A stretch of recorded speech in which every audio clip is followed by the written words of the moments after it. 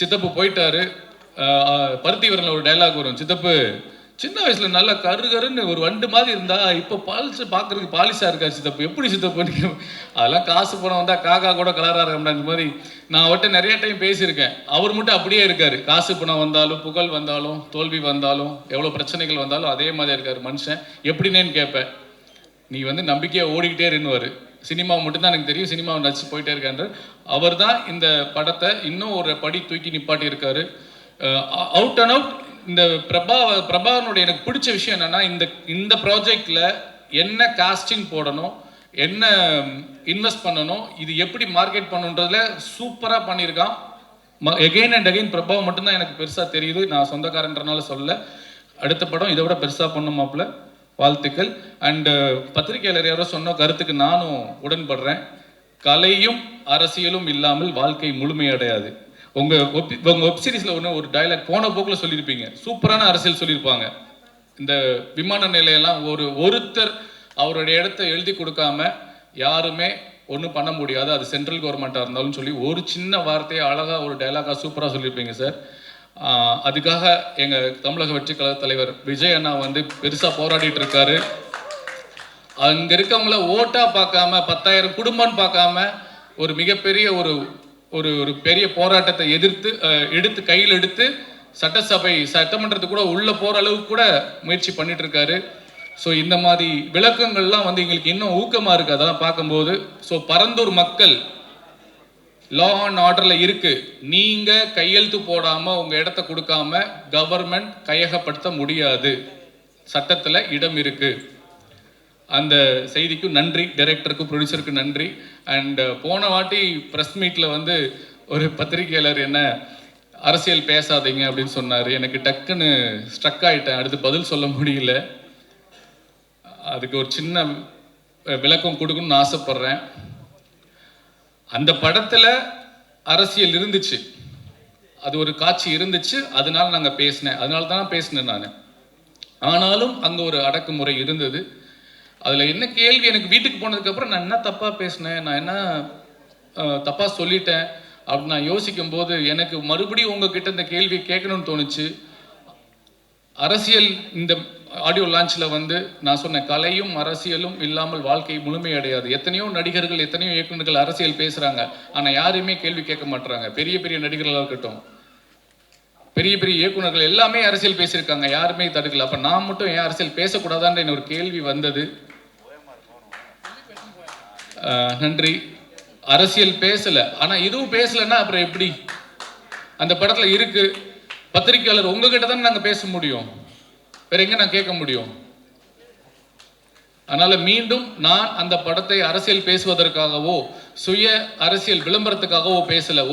ஒரு சிட்டிசன், ஒரு பொறுப்புள்ள மனிதனா அந்த கேள்வியை நான் கேட்டேன். அந்த கேள்வி கேட்ட பத்திரிகையாளருக்கும் நான் அதை தான் விளக்கம் கொடுக்குறேன்னு நான் நினைக்கிறேன். Thank you so much. அண்ட் இந்த சட்டமும் நீதியும் வெப் சீரிஸை அடுத்த இதான் ஃபர்ஸ்ட் டைம் பார்க்குறேன். பத்திரிகையாளர்களுக்கு ஒரு thanks meet. Super, hats off to all the சட்டமும் நீதி டீம். அண்ட் ஒரே ஒரு ரெக்வஸ்ட், அந்த சினிமா பத்திரிகையெல்லாம் சேர்த்துக்கோங்களேன் எடிட்டில். நீங்கள் பிரித்து பார்க்கல அல்ல, இருந்தாலும் கலை அரசியல் தான் ஒரு வாழ்க்கை, மனிதனோட வாழ்க்கையில் மிக மிக முக்கியமானது. இன்னைக்கு நம்ம இங்கே இருக்கோம்னா இது சினிமா பத்திரிகையாளர்கள். ஓகே ஓகே, நான் கவனிக்கல, இருந்தாலும் நீங்கள் அதை ஒரு வாட்டி போட்டுருங்க. அண்ணா நான் ஒரு ஏவி போட்டேன் பார்த்தீங்களா, அது உங்களுக்கு மட்டும்தானே? இது இல்லை, அவர் மனசளவில் உண்மையாக தான் சொல்கிறாரு, இருந்தாலும் வெளிப்படையாக கன்வே ஆகணும்ல. அப்போ அரசியல் சட்டமன்றம் இருக்குது, பாராளுமன்றம் இருக்குது, ரோட்டில் போய் பண்ணுற பத்திரிகையாளர் இருக்காங்க. இங்கே நம்ம பத்திரிகையாளர் இவங்க தான். நம்ம சினிமாவை, நம்ம நடிப்பை, நம்ம திறமையை மக்கள் கொண்டு போகிறவங்க இவங்க தான். அதனால் சினிமா பத்திரிகையாளர் போடுங்க, நம்ம பிரசாத்தில் அப்போ போடுங்க, நம்ம பத்திரிகையாளரோட கிளிப்பு அங்கே போடுங்க. ஒரு தாழ்மையான வேண்டுகோள், தப்பாக எடுத்துக்காதீங்க. ஓகே, நல்லதையே நினைப்போம், நல்லதையே விதைப்போம், நல்லதே நடக்கும். நன்றி, வணக்கம். எல்லாருக்கும் வணக்கம். சட்டமும் நீதியும் வந்து இவ்வளோ உயரத்துக்கு போனதுக்கு முதல் காரணமும் மூல காரணமாகவும் இருந்த அத்துணை பத்திரிகை நண்பர்களுக்கும் சகோதரர்களுக்கும் எல்லாருக்கும் என்னோட முதற்கண் நன்றி. கடைசி வரைக்கும் நன்றியோடு இருப்பேன். இதை கொண்டு போய் இப்படி சேர்த்ததுக்கு காரணம் நீங்கள் தான். நீங்கள் எழுதின எழுத்துக்கள் தான். அதில் பல ஊடகங்கள் மூலமாக இப்படியெல்லாம் சொன்னதுனால தான் ஜனங்கிட்ட ரீச் ஆச்சு. அதனால தான் இவ்வளோ பெரிய சக்ஸஸ் ஆகிருக்கு. அதுக்கு தம்பி பிரபா சொன்ன மாதிரி வார்த்தைகளே தேடிக்கிட்டே இருக்கும். நன்றிக்கு பதிலாக வேறு ஏதாவது சொல்ல முடியுமா அப்படின்னு லைஃப் லாங் தேட வேண்டியது தான்.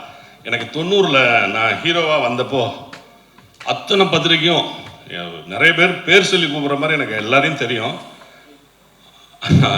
அவ்வளோ பேரும் எனக்கு இப்போ வரைக்கும் அதே மாதிரி 90 எப்படி எழுதுனாங்களோ, எப்படி என்னை சப்போர்ட் பண்ணி மேலே கொண்டு வந்தாங்களோ, அதே மாதிரி இப்போ சில நிகழ்வுகள் நடந்து நல்ல எனக்கு எழுதி சப்போர்ட் பண்ணீங்க. ரொம்ப நன்றி.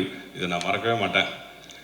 பிரபா வந்து ஓடிடுச்சு அப்படின்னு விட்டுறாமல் திருப்பி அதை எடுத்துக்கிட்டு மறுபடியும் அடுத்த உயரத்துக்கு கொண்டு போயிட்டே இருக்காரு. இந்த படத்தோட ப்ரொடியூசர் சசிகலாவும் அவங்க வீட்டுக்காரரும், அந்த தம்பிக்கும் அவங்க குடும்பத்துக்குமே நான் நன்றி சொல்லணும். மற்றபடி இந்த டோட்டல் டீம், நடிகர்கள், டெக்னீஷியன்ஸ், இதில் இருக்க பின்னாடி இருந்து உழைச்ச அத்தனை பேர், costume, art director, music director, editor, இப்படி எல்லாருக்குமே நான் தேங்க்ஸ் சொல்லிட்டே போகலாம். ஆனால் அதுக்கு நேரம்லாம் நேரமே இல்லை. அதை விட அடுத்து வந்து இப்போ வந்து தமிழில் ரிலீஸ் ஆன இந்த சட்டம் நீதியும் இப்போ தெலுங்கில் டப் பண்ணி ரிலீஸ் ஆக போகுது.